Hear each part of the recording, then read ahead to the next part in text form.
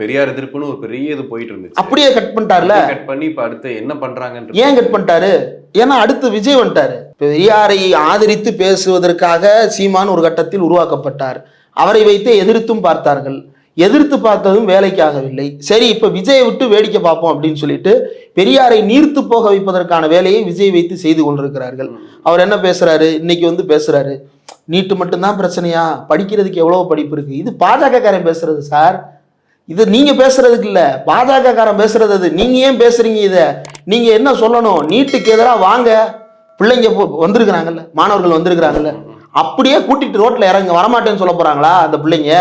ஒரு நடிகர், இவ்வளவு பிரபலமான ஒரு நடிகர் ரோட்ல இறங்கி உங்க கட்சியை சேர்ந்த மகளிர் அணி நிர்வாகிகளே 50 பேரா கூட்டமா நோட்டீஸ் கொடுக்க போறாங்க கைது நடவடிக்கைன்னு சொல்லிட்டு பேசுறீங்கல்ல, நீங்க இறங்கி நடங்க.